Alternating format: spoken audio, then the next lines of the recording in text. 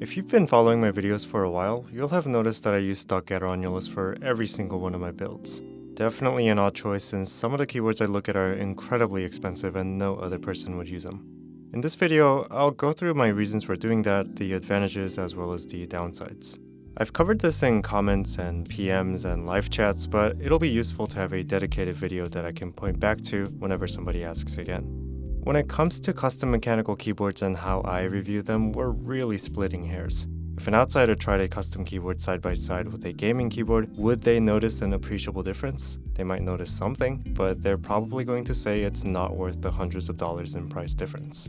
The issue can persist in people who own customs as well. When given an entry keyboard with very nice switches versus a high-end one with very bad switches, people would likely say that the former is the better experience.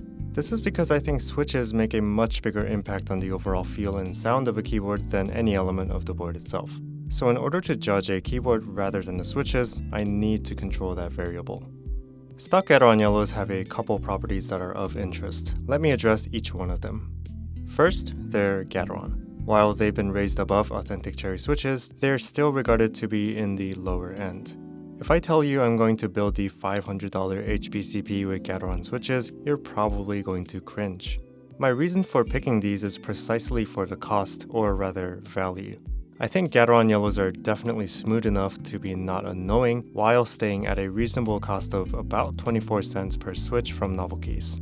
I'm not going to claim that they're the best switch around or anything because the difference between these and some Durock L2s I got are actually noticeable. But those are more than double the cost, which would add up quickly for the 36 keyboards that I have at the time of writing. The second advantage to using Gateron is availability.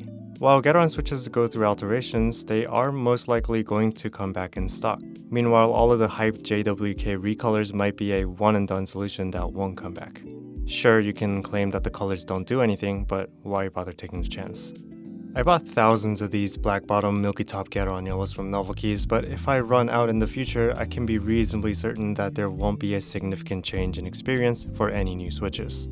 So that answers the question, why Gateron Yellow specifically? Next question is, why stock? An enthusiast build of a keyboard that costs hundreds of dollars is going to use loop switches. And it's not like I never loop either. Boards that have already been reviewed and are unlikely to be referenced in the future are built with loop switches. But for testing, I don't think they're appropriate, yet. My first point is that looping techniques between builders vary wildly. From what I felt at KeyCon, a lot of you like making slow motion switches, but I apply a very light coat. With these different applications comes different feels and sounds. And I don't think it's very valuable to you since you're probably not going to replicate my exact looping style, so your expectations might be inappropriately set. At least with stock switches, you're more likely to be able to reproduce my findings.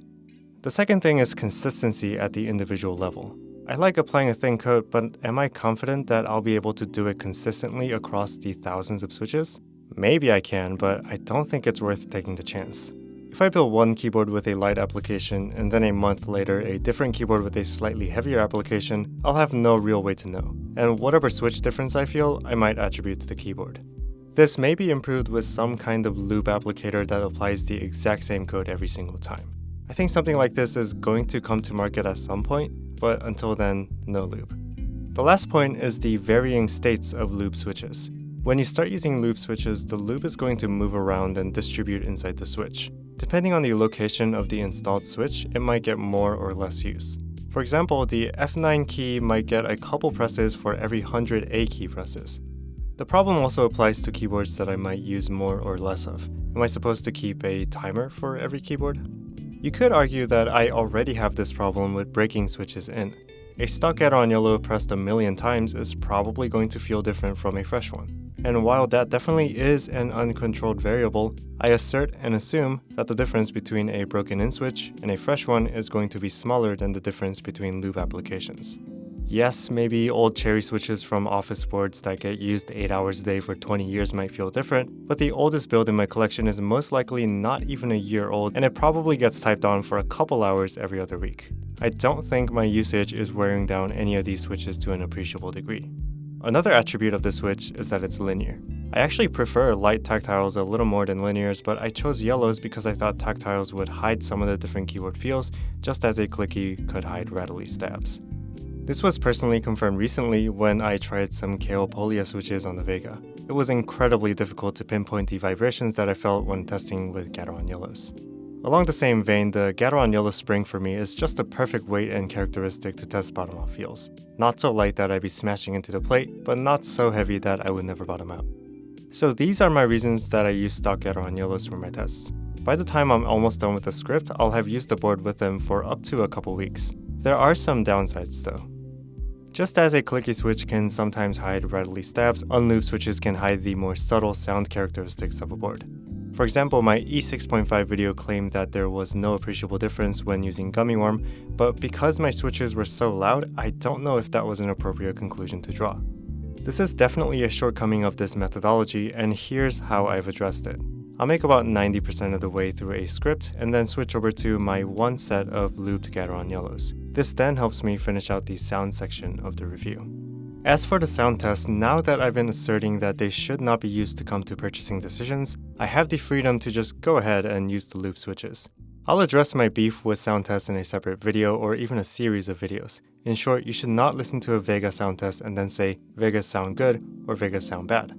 Anyway, my latest D65 video was the first to do a sound test with loop switches in a long while, and I'll be going ahead with it for the foreseeable future. The other con doesn't actually impact you at all, but I don't really like using stock Gateron Yellows. Yes, it's plenty good for daily use, but having tried better stuff and, preferring tactiles, it puts a bit of a damper on my enthusiasm for new keyboards, but I guess that comes with the territory.